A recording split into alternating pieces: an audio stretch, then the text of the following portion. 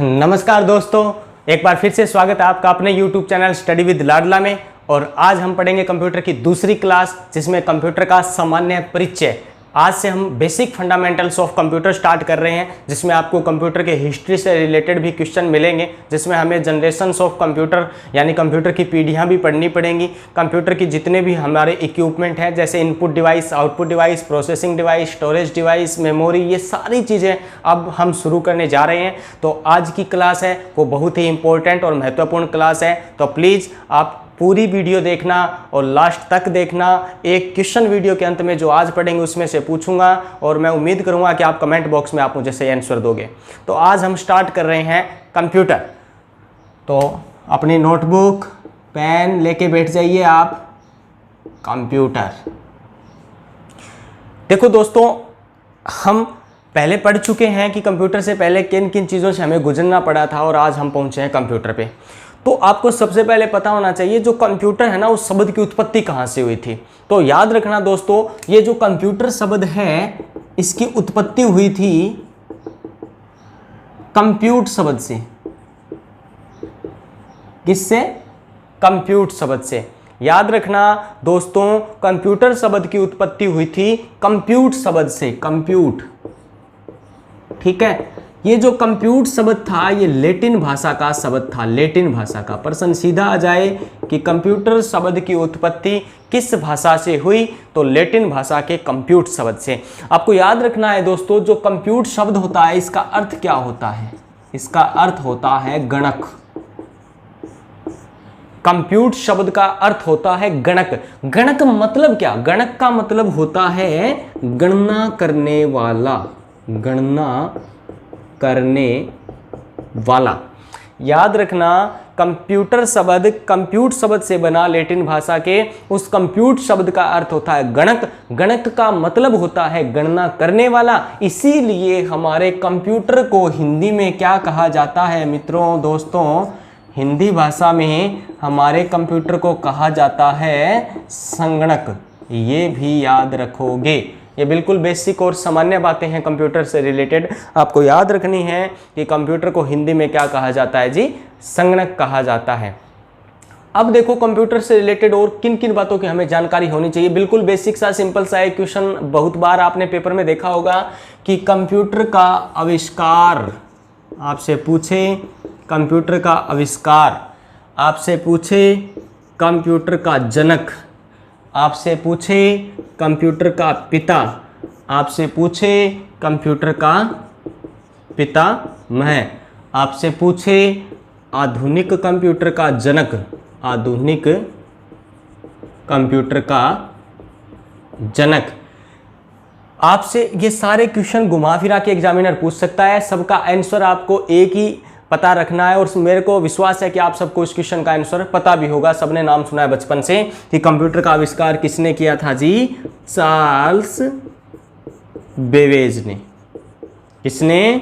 Charles Babbage ने। एक exam में प्रश्न आया था कि कंप्यूटर के आविष्कारक चार्ल्स बेबेज का जन्म कहाँ पर हुआ था। तो याद रखना, जो चार्ल्स बेबेज थे ये बहुत बड़े गणितज्ञ थे, मैथमेटिशियन थे। कहाँ के? लंदन। लंदन कहाँ पर? ब्रिटेन में। यानी एक अंग्रेजी मैथमेटिशियन थे, अंग्रेज यानी इंग्लैंड के थे। तो याद रखना कि चार्ल्स बेबेज थे जो कंप्यूटर के आविष्कारक थे, वो बहुत बड़े गणितज्ञ थे, लंदन यानी ब्रिटेन इंग्लैंड के। याद रखना इनका जन्म भी, क्योंकि इनका जन्म थोड़ा इंपॉर्टेंट रहेगा हमारे लिए, अदरवाइज तो जरूरी नहीं। 26 दिसंबर 1791 में लंदन ब्रिटेन में इनका जन्म हुआ था। 26 दिसंबर 1791 में। याद रखना है, चार्ल्स बेबेज को ही आधुनिक कंप्यूटर का जनक भी कहा जाता है। आधुनिक कंप्यूटर का पितामह पूछ ले, आधुनिक कंप्यूटर का पिता पूछ ले, कंप्यूटर का आविष्कारक पूछ ले, ये सारी चीजों के उत्तर क्या आएंगे? Charles Babbage. अब देखो और क्या क्या चीजें हमें ध्यान रखनी पड़ेंगी इन बातों के अलावा। आपको ध्यान रखना पड़ेगा यहाँ पर। देखो, अगर प्रश्न आता है आधुनिक कंप्यूटर का जनक किसे कहा जाता है, तो उत्तर चार्ल्स बेबेज होगा। लेकिन एग्जामिनर एक क्वेश्चन और यहाँ से निकाल सकता है, थोड़ा सा घुमा के। शब्दों में उलझना मत। अगर एग्जामिनर आपसे ये पूछे कि आधुनिक कंप्यूटर का जनक किसे कहा जाता है, तो उत्तर करके आना है चार्ल्स बेबेज ही। लेकिन अगर आपसे एग्जामिनर पूछ ले कि आधुनिक कंप्यूटर की संरचना देने वाला वैज्ञानिक कौन था, आधुनिक कंप्यूटर की संरचना यानी स्ट्रक्चर, जो आज का कंप्यूटर है उसकी स्ट्रक्चर तैयार करने वाला बंदा कौन था, तब उत्तर आपका अलग आएगा। तब आपसे कोई पूछे आधुनिक कंप्यूटर की संरचना देने वाला वैज्ञानिक, तो आपको उत्तर करना है आधुनिक कंप्यूटर की, नोट करते चलना, संरचना देने वाला वैज्ञानिक था जॉन वॉन न्यूमैन। क्या नाम था? John von Neumann. ठीक है, याद रखना ये भी बहुत बड़े गणितज्ञ थे, हंगरी देश के। कहाँ के थे ये? मैथमेटिशियन थे, गणितज्ञ थे, हंगरी देश के। याद रखना दोस्तों, आधुनिक कंप्यूटर का जनक पूछे चार्ल्स बेबेज ही उत्तर आएगा। आधुनिक कंप्यूटर की संरचना देने वाला वैज्ञानिक या व्यक्ति कौन था? जॉन वॉन न्यूमैन था, जो हंगरी देश का क्या था? गणितज्ञ था। नोट करते रहो, साथ साथ में लास्ट में क्वेश्चन पूछूंगा, कमेंट बॉक्स में आप उत्तर दोगे जो आज पढ़ा है उसी में से। अब आगे बात करते हैं दोस्तों, जो चार्ल्स बेबेज थे, जो बहुत बड़े गणितज्ञ थे, उन्होंने भी बहुत बड़ी कड़ी मेहनत की थी। उन्हें जनक कहा क्यों गया था? उन्होंने कोई डायरेक्ट सीधा कंप्यूटर नहीं बना के दिया था हमें। जैसे आज हम कंप्यूटर को देखते हैं तो उसमें एलसीडी मॉनिटर अलग है, मॉनिटर में भी बहुत सारे प्रकार हैं, कीबोर्ड अलग है, माउस अलग है, सीपीयू अलग है, सीपीयू में भी बहुत सारी चीज़ें आपको अलग अलग देखने को मिलती हैं। फिर भी चार्ल्स बेबेज ही कंप्यूटर के जनक कहे क्यों जाते हैं? तो आपको आपकी जानकारी के लिए बता दूँ, जो चार्ल्स बेबेज थे कंप्यूटर के जनक जो कहलाते हैं, वो बड़े ही महत्वपूर्ण बंदे थे। इन्होंने एक के बाद एक 3 इंजन बनाए थे, जिन्होंने संयुक्त रूप से डिफरेंस इंजन का नाम दिया गया था, और उसके बाद एक विस्तारित इंजन और बनाया था जिसे एनालिटिकल इंजन कहा गया था। लेकिन प्रश्न आता है तब ये 2 ही नाम आपको याद रखने हैं। आपको याद रखना है चार्ल्स बेबेज ने इंजन बनाए थे, कितने इंजन बनाए थे? 2। चार्ल्स बेबेज ने कितने इंजन बनाए थे जी? 2 इंजन बनाए थे, जिसमें पहले को नाम दिया गया था डिफरेंस इंजन। डिफरेंस इंजन, देखो इसमें पहला क्यों बोल रहा हूं कि इसने जो 3 इंजन बनाने शुरू किए थे वो एक भी पूरा नहीं किया था, इसने बीच में ही छोड़े थे सारे के तीनों इंजन, और इन्हें संयुक्त रूप से डिफरेंस इंजन नाम दिया गया था। ठीक है, और ये जो प्रक्रिया इसने शुरू की थी ये 1821-22 में की थी डिफरेंस इंजन की। ठीक है, याद रखोगे। फिर चार्ल्स बेबेज ने एक दूसरा सुप्रसिद्ध इंजन बनाया था, जिससे विश्व प्रसिद्धि मिल गई थी चार्ल्स बेबेज को, जिसके कारण जनक भी कहलाए कंप्यूटर के। उस इंजन का नाम था एनालिटिकल इंजन। याद रखना दोस्तों, लगभग 1833-34 की ये बातें हैं, एनालिटिकल इंजन वाली। याद रखोगे, चार्ल्स बेबेज ने कितने इंजन बनाए थे? 2, डिफरेंस इंजन और एनालिटिकल इंजन। एनालिटिकल इंजन जो था, इसे आधुनिक कंप्यूटर का पूर्वज भी कहा जाता है। आधुनिक कंप्यूटर का पूर्वज। आपसे पूछे कि चार्ल्स बेबेज के द्वारा बनाए गए किस इंजन को आधुनिक कंप्यूटर का पूर्वज कहा जाता है, तो आपको याद रखना है एनालिटिकल इंजन। ठीक है, ये इंजन के बाद विश्व प्रसिद्ध हुए थे चार्ल्स बेबेज, और चार्ल्स बेबेज को इसी इंजन के कारण बनाया गया था कंप्यूटर का जनक, क्योंकि सन 1843 में जब पहला यंत्र तैयार हुआ था उसमें इस एनालिटिकल इंजन की बहुत बड़ी महत्वपूर्ण भूमिका थी। तो याद रखना दोस्तों, चार्ल्स बेबेज के कितने engine? 2, difference engine, analytical engine. Analytical engine को कहा जाता है आधुनिक कंप्यूटर का पूर्वज। इन सब बातों के अलावा आपको याद रखना है कि आपसे पूछे अंतर्राष्ट्रीय कंप्यूटर साक्षरता दिवस कब बनाया जाता है, तो याद रखना अंतर्राष्ट्रीय कंप्यूटर साक्षरता दिवस बनाया जाता है हर वर्ष 2 दिसंबर को। ये बात भी आपको याद रखनी है कि अंतर्राष्ट्रीय कंप्यूटर साक्षरता दिवस कब बनाया जाता है? 2 दिसंबर को। एक चीज़ और आपसे कंप्यूटर से रिलेटेड पूछ ले कि कंप्यूटर में प्रथम प्रोग्राम देने वाले कौन थे या प्रथम प्रोग्रामर कौन थे? प्रोग्राम मैं बताऊंगा आगे, जैसे जैसे हम आगे बढ़ेंगे सारी चीज़ें हम डिस्कस करेंगे। अगर आपसे पूछ ले कंप्यूटर के अंदर प्रोग्राम देने वाले प्रथम प्रोग्रामर कौन थे? कंप्यूटर में प्रोग्राम देने वाले प्रथम प्रोग्रामर, तो सही नाम तो था उनका लेडी लवलेस, लेकिन वो किस नाम से फेमस थे? अगस्टा के नाम से। ये इंपॉर्टेंट प्रश्न रहेगा, very very most important person, 3 star लगा रहा हूं मैं। तो याद रखना दोस्तों, लेडी लवलेस यानी अगस्टा जिनका मूल नाम था, वो प्रथम प्रोग्रामर थे कंप्यूटर के अंदर प्रोग्राम डालने वाले। तो इस पर्सन को भी आपको थोड़ा सा ध्यान रखना है। आपको ध्यान रखना है आधुनिक कंप्यूटर के स्ट्रक्चर देने वाले जॉन वॉन न्यूमैन को। आपको ध्यान रखना है आधुनिक कंप्यूटर का जनक किसे कहा जाता है, चार्ल्स बेबेज को। आपको याद रखना है चार्ल्स बेबेज ने इंजन कितने बनाए थे, 2 बनाए थे। कौन कौन से, डिफरेंस इंजन और एनालिटिकल इंजन। आपको याद रखना है चार्ल्स बेबेज के किस इंजन को आधुनिक कंप्यूटर का पूर्वज भी कहा जाता है, एनालिटिकल इंजन को। आपको ध्यान रखना है अंतरराष्ट्रीय कंप्यूटर साक्षरता दिवस कब मनाया जाता है, 2 दिसंबर को। दोस्तों इसके बाद अब हम डिस्कस करेंगे जो हमारा वर्तमान कंप्यूटर है, उस कंप्यूटर शब्द की फुल फॉर्म क्या है, जिस कंप्यूटर को आज वर्तमान में हम एट प्रेजेंट में हम पढ़ते हैं। तो अभी डिस्कस करते हैं हम हमारे कंप्यूटर की फुल फॉर्म को। हमारा जो कंप्यूटर है, वर्तमान कंप्यूटर है, उसकी फुल फॉर्म क्या है, उस कंप्यूटर शब्द की उसकी डेफिनेशन क्या बनेगी। फुल फॉर्म से आप सारे आसानी से डेफिनेशन बना लोगे। ये चीज़ें बतानी इसलिए ज़रूरी है कि आपको मैं बिल्कुल बेसिक मूल जड़ से मैं आपको ये चीज़ें करवा रहा हूँ, ताकि हम जब आगे बढ़ेंगे तो आपको एक एक चीज़ बड़ी आसानी से समझ में आएंगी। 1 बाय 1 सारे के सारे क्वेश्चन कवर करते चलेंगे, और बीच में मुझे मौका मिला तो मैं आपको कंप्यूटर के क्वेश्चनों का प्रैक्टिस सेट भी सोल्व आउट करवाऊंगा। टेंशन मत रखो, बढ़िया ढंग से कंप्यूटर को हम यहाँ पे तैयार करने वाले हैं। आपको कहीं पर भी जाने की आवश्यकता नहीं पड़ेगी। देखो जो हमारा कंप्यूटर है,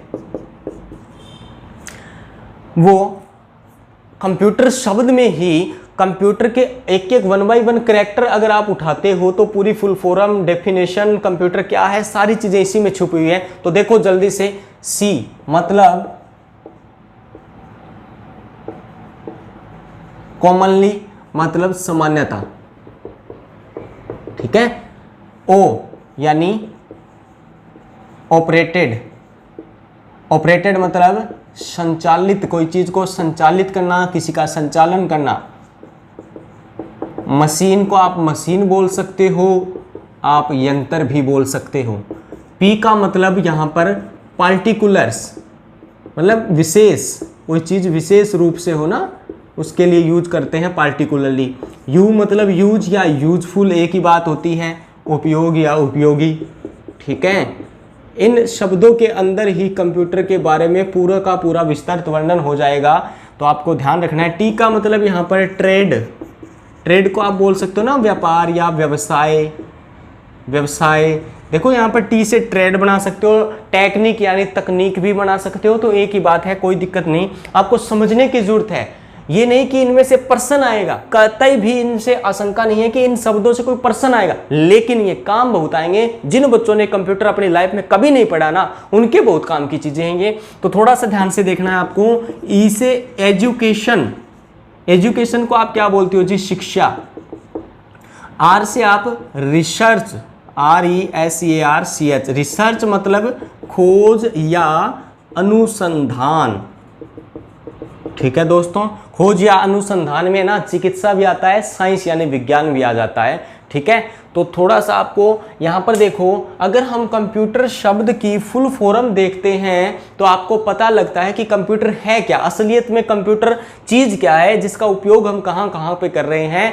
कंप्यूटर, सी मतलब कॉमनली यानी सामान्यता, ओ ऑपरेटेड संचालित, एम मशीन यानी यंत्र, पी पार्टिकुलर यानी विशेष रूप से, यू यूज या यूजफुल उपयोग या उपयोगी, टी ट्रेड या टेक्निक व्यापार व्यवसाय या तकनीक, ई से एजुकेशन यानी शिक्षा, आर से रिसर्च खोज अनुसंधान विज्ञान चिकित्सा, सब चीजों में मान सकते हैं। अब मैं आपसे बोलूं, जिस बच्चे ने आज तक कभी जीवन में कंप्यूटर पढ़ा ही नहीं, अगर वो इस कंप्यूटर शब्द की फुल फॉर्म देख ले तो उसके दिमाग में उसकी डेफिनेशन तैयार हो जाएगी, परिभाषा तैयार हो जाएगी। अगर आपसे कोई पूछे कि हमारा वर्तमान का जो कंप्यूटर है, आधुनिक कंप्यूटर है, वो है क्या असलियत में, तो आप आसानी से बता सकते हो कि सामान्यता, पहले सामान्य चीज नहीं थी कंप्यूटर, अब सामान्य चीज हो गया है। कोई भी काम देख लो आप, अपने आसपास सारे काम किस पे होने लग गए, कंप्यूटर पे। डिजिटल का जमाना है, ऑनलाइन जमाना है, तो सब चीजें आपको कंप्यूटर पे देखने को मिल रही हैं। तो आपको ध्यान रखना है, कंप्यूटर सामान्यता एक ऐसी मशीन है या एक ऐसी विशेष मशीन है जिसका उपयोग ट्रेड यानी बिजनेस या व्यवसाय में, जिसका उपयोग शिक्षा में, खोज अनुसंधान में, विज्ञान में, चिकित्सा में आदि में किया जाता है। लेकिन पहले जब हम पढ़ते थे तो हमें यह बताया जाता था कि कंप्यूटर एक गणना करने वाले इलेक्ट्रॉनिक मशीन है जो इनपुट लेती है और आउटपुट देती है। लेकिन वो बात भी सही है, इलेक्ट्रॉनिक मशीन है, गणना करने की भी काम आती है, इनपुट लेती भी है, आउटपुट देती भी है। लेकिन सब बातों को ध्यान में रखते हुए इस बात को भी ध्यान में रखना है कि कंप्यूटर का हमारे जीवन में उपयोग कहां कहां पर है। अगर आप डेफिनेशन लिखना चाहते हो तो मैं आपको बोल देता हूं, आप लिख लो। सामान्यतः कंप्यूटर एक ऐसी मशीन है जिसका उपयोग व्यापार या व्यवसाय, शिक्षा, खोज या अनुसंधान, विज्ञान तथा चिकित्सा आदि में किया जाता है। लिख लिया? आगे लिखोगे, कंप्यूटर एक इलेक्ट्रॉनिक गणना करने की मशीन है जो यूजर के द्वारा इनपुट लेती है और आउटपुट प्रदान करती है। आप पॉज करके दोबारा सुन के भी डेफिनेशन लिख सकते हो। डेफिनेशन सिर्फ आपको ध्यान रखनी है कि कंप्यूटर असलियत में है क्या। क्वेश्चन यहां से भी नहीं आएगा, लेकिन जो बच्चे पहली बार तैयारी कर रहे हैं उनको इन चीज़ों को समझना पड़ेगा, तभी हम आगे बढ़ेंगे तो हर चीज़ आपको आसानी से याद हो जाएंगी। तो बड़े ही अच्छे ढंग से आपको अपने नोट्सों में इन चीज़ों को लिखना है। उसके बाद अभी हम पढ़ेंगे कंप्यूटर की उपयोगिता क्या है, कंप्यूटर हमारे क्या काम आता है। अब हम पढ़ते हैं कंप्यूटर की विशेषताएं। विशेषताएं भी आपको याद रखनी है। अगर यहां से क्वेश्चन निकालना चाहे एग्जामिनर तो निकाल सकता है कंप्यूटर की विशेषताओं से। याद रखना कंप्यूटर की विशेषताएं। वैसे तो नॉर्मली सबको पता भी लग गया होगा क्या क्या हम कंप्यूटर में कर सकते हैं, इसकी विशेष बातें क्या है। तो याद रखना है कंप्यूटर की क्या है, एक तो स्मरण शक्ति,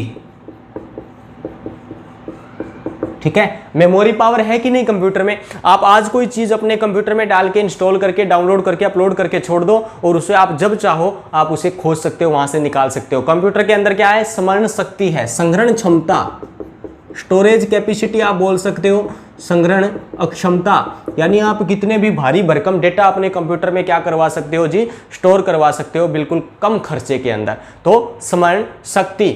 एक शुद्धता, परिणामों में शुद्धता, परिणामों में शुद्धता।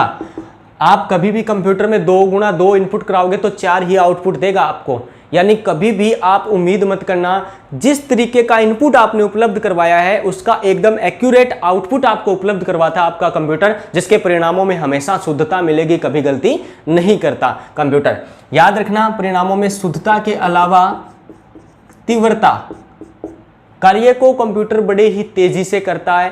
तीव्रता यानी बहुत ही स्पीड से करता है, तो आप लिख सकते हो यहां पर स्पीड यानी तीव्रता,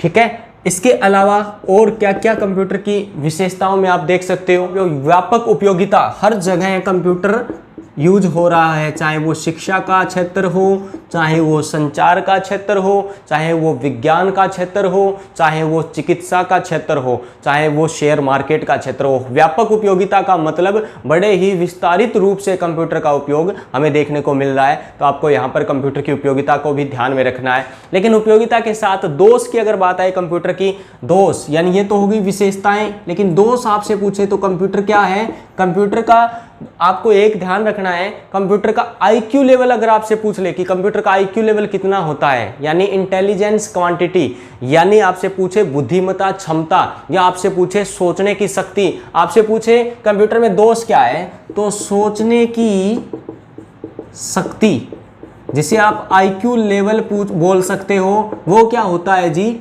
शून्य होता है, 0 होता है। यानी कंप्यूटर का दिमाग बिल्कुल निठल्ला होता है, कंप्यूटर का खुद का स्वयं का कोई दिमाग ही नहीं होता। फिर भी बहुत सारे बच्चे या बच्चों के गार्जियन बोल देते ना कि हमारे बच्चे का दिमाग कंप्यूटर जैसा है, तो उनको बताना चाहूँगा कि कंप्यूटर का दिमाग होता ही नहीं, कंप्यूटर का दिमाग होता है 0, शून्य, आईक्यू लेवल होता है बिल्कुल 0। तो आप ध्यान रखना कि कंप्यूटर के अंदर एक दोष है जिसका मतलब सोचने की शक्ति। कंप्यूटर खुद से सोच के कुछ नहीं करता, कंप्यूटर को चलाने के लिए कम से कम एक यूजर यानी कंप्यूटर को चलाने वाला उपयोगकर्ता उसकी आवश्यकता होती है, वही कंप्यूटर को चलाता है, ऑपरेट करता है, तो तभी कंप्यूटर खुद कोई काम करता है। अदरवाइज कंप्यूटर के अंदर सोचने की शक्ति होती है, वो क्या होती है जी, शून्य होती है। तो याद रखना ये एक दोष है हमारे कंप्यूटर के अंदर। अब आपसे पूछे कंप्यूटर का कार्य क्या है, कंप्यूटर के कार्य, इसको स्टेप बाय स्टेप, ये चारों स्टेप आपको याद रखनी है। सबसे पहले कंप्यूटर क्या करता है, डेटा का कलेक्शन करता है, डेटा कलेक्शन मतलब समझ गए, डेटा को इकट्ठा करना, संकलन करना। उसके बाद क्या करता है, डेटा स्टोरेज, इसे क्या बोलते हैं, डेटा का संचयन करना। ठीक है, यहां पर तो क्या बोलेगा, संकलन, कलेक्शन का मतलब इकट्ठे करना है, संकलन करना। उसके बाद हमारा कंप्यूटर क्या करता है, डेटा स्टोरेज, अपने अंदर क्या कर लेता है, उनको संचित करता है, संचयन करता है। उसके बाद कंप्यूटर क्या करता है, डेटा प्रोसेसिंग, याद रखोगे। उसके बाद कंप्यूटर क्या करता है, डेटा प्रोसेसिंग, याद रखना। डेटा प्रोसेसिंग का मतलब संसाधन, अपने अंदर प्रोसेस करता है अपने संसाधनों के द्वारा। उसके बाद क्या करता है, डेटा आउटपुट यानी निर्गमन, डेटा का निर्गमन।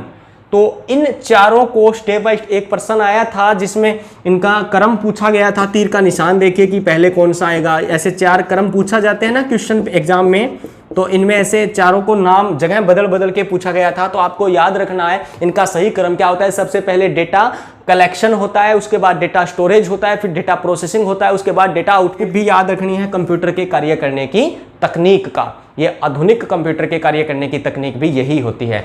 तो दोस्तों आज की क्लास को यहीं विराम देंगे, फिर हम जल्दी ही अगली क्लास में अपन मिलेंगे जिसमें मैं आपको बताऊंगा कंप्यूटर से जुड़ी सामान्य शब्दावलियां जो हैं। जैसे आपने सुना अभी यूजर शब्द आया, यूजर के अलावा प्रोग्रामर आता है, प्रोग्राम क्या है, इन चीज़ों को भी हम डिस्कस करेंगे। फिर हम पढ़ेंगे जनरेशंस ऑफ कंप्यूटर, कंप्यूटर की पीढ़ियाँ, 1% डेफिनेटली बनेगा, तो पीढ़ियों को भी हम बड़े विस्तारित ढंग से पढ़ेंगे यहीं पर ऑनलाइन क्लास में।